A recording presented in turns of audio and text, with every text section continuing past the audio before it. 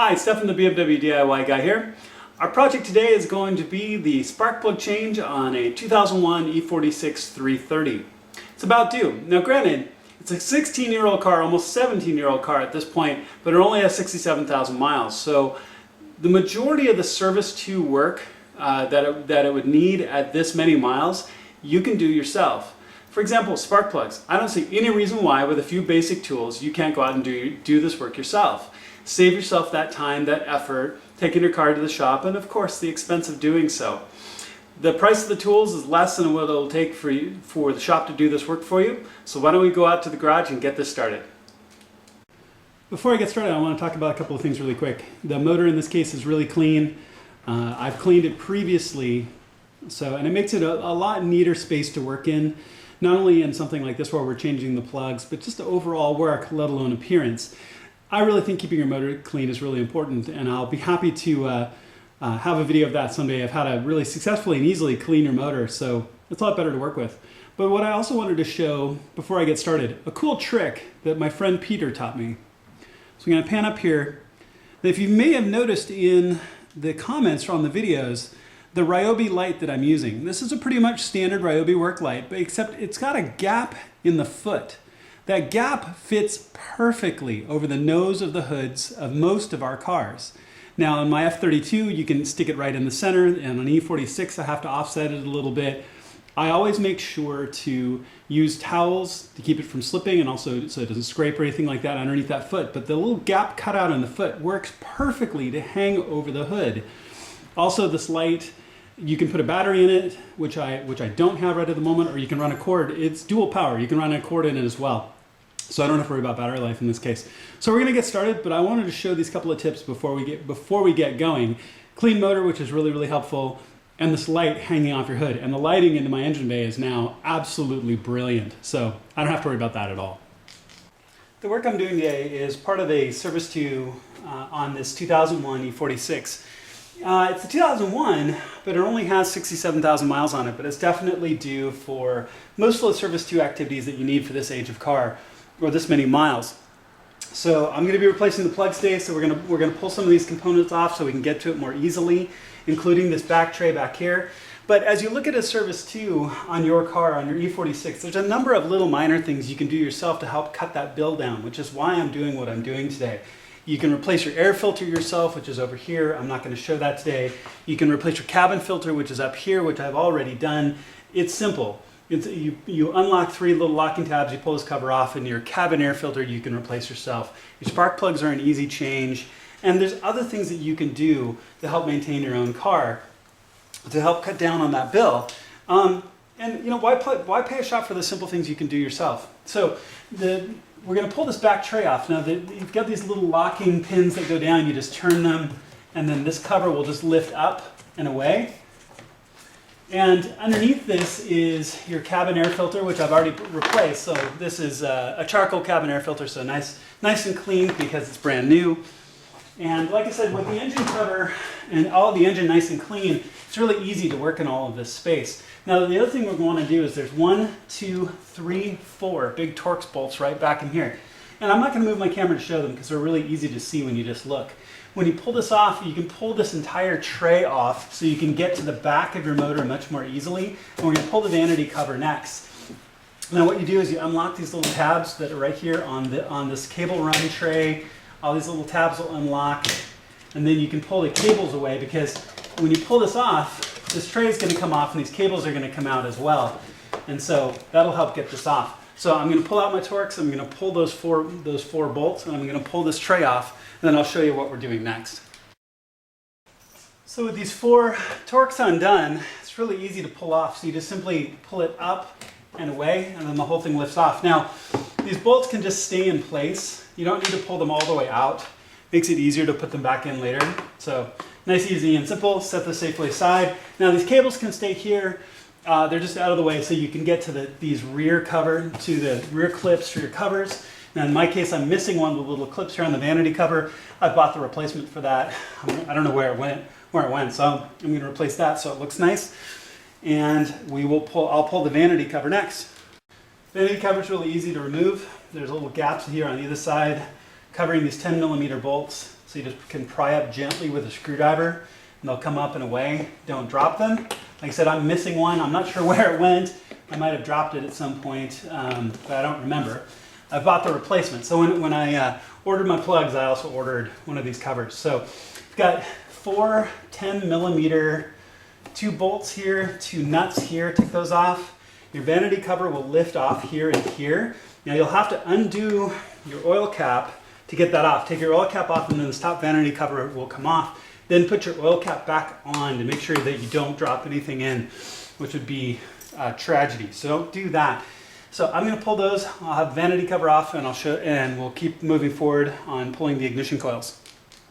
So the one thing I wanted to share is the vanity covers come off. I just recently cleaned this engine in preparation for this work. And depending on the age of your car, and any car, not just an E46, but depending on the age of your car and where and how you park it, you might be in for a bit of a surprise. So I cleaned the motor and I thought I saw a little bit of like extra material stuck back in here. So I pulled this vanity cover off and it's nice and clean now, but I had quite a surprise. Apparently I had a mouse nest in my motor. Jammed in right here was a massive amount of grass and plastic and foam and all kinds of other stuff. And I'd had a mouse nesting in my motor. I don't know how long ago, I don't know when.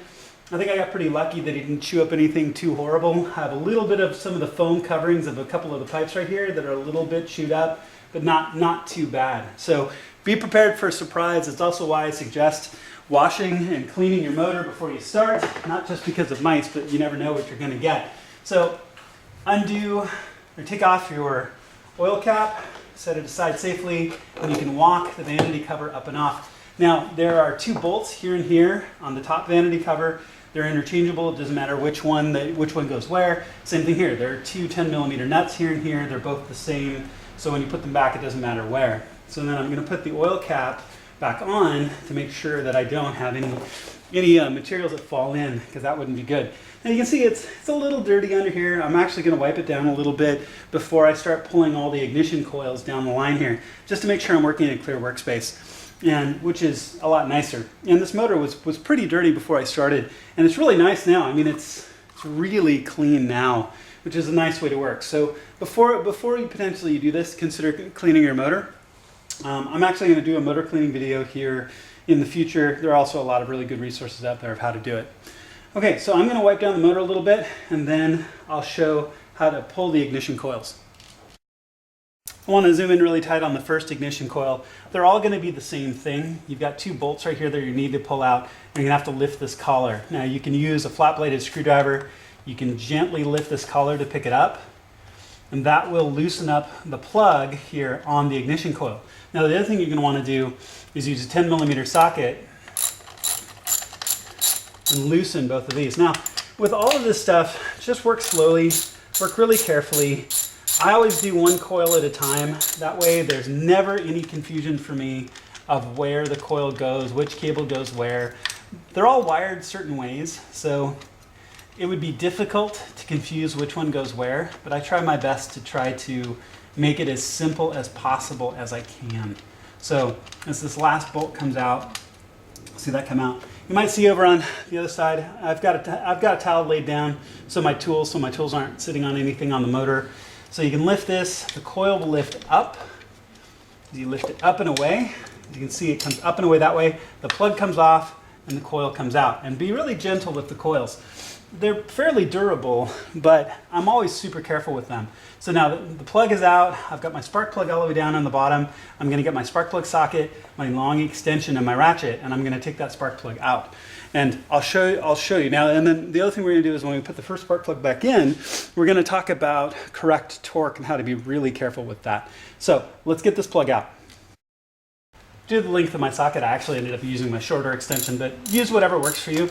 All right, so last little bit, it's loose. Last little bit I can just kind of undo by hand, take it out. Now my socket, my spark plug socket fits in over the top of the spark plug, so it pulls it out perfectly. And yeah, I mean, these plugs are definitely ready to go.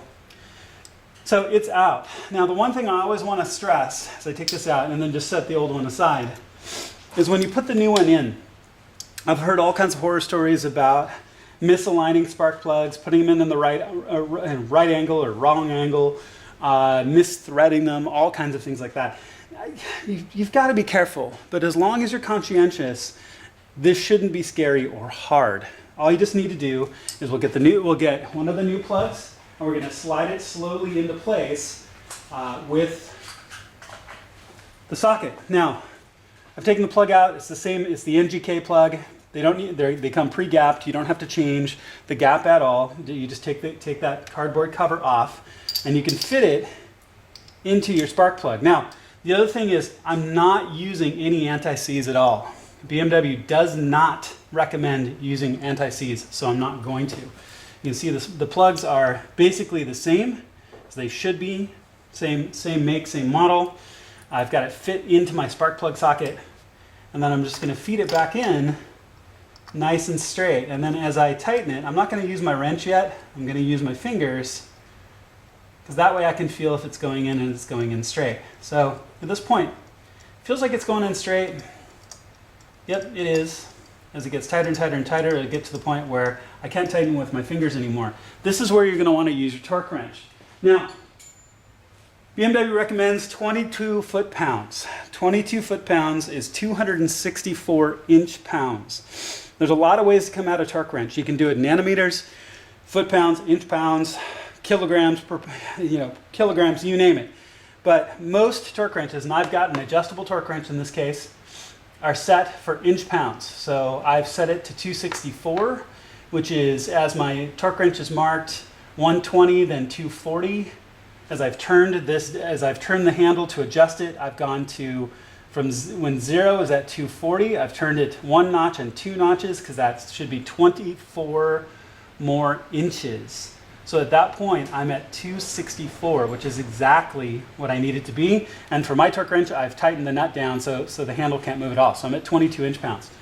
So then, what you'll want to do, make sure that your torque wrench is set properly, which is on loose and right at the moment.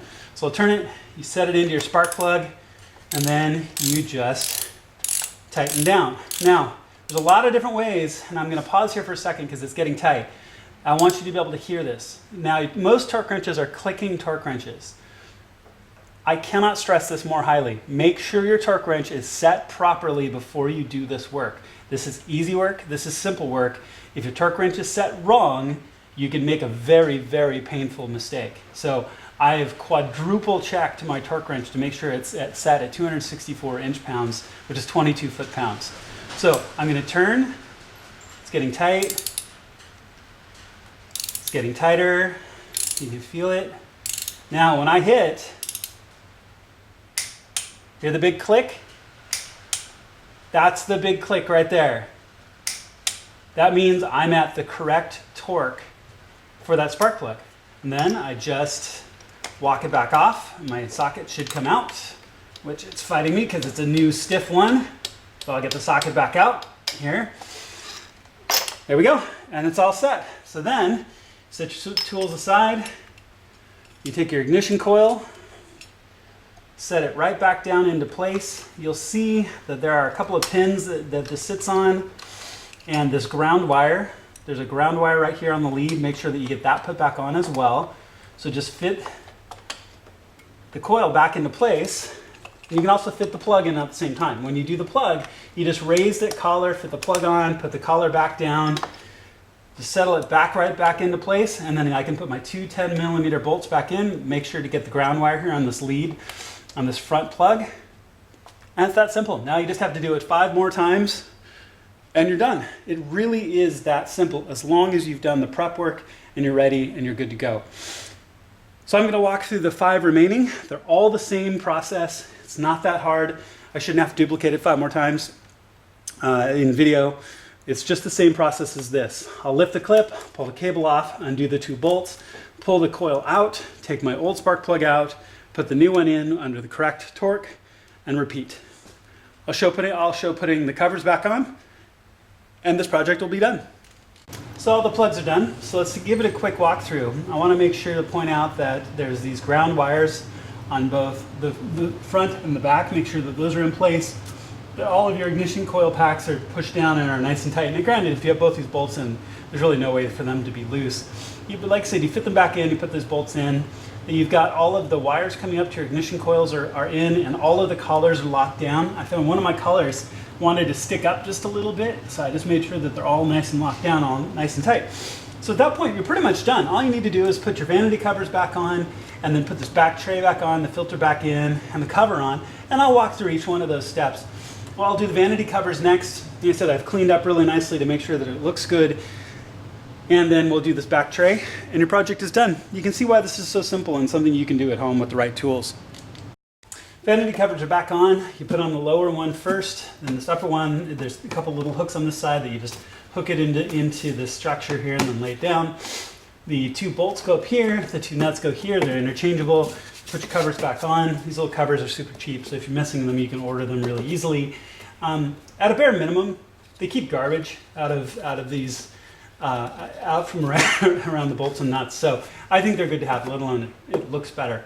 The next thing is going to be fitting this tray back in place, and like I said, you've got those 4 T25 Torx that are all just going to lock back in place. Make sure that all your rubber trim is in place and the cables are back. And at that point, we're almost done. So let me show getting the tray back in. So you take your tray and you will tip it into place.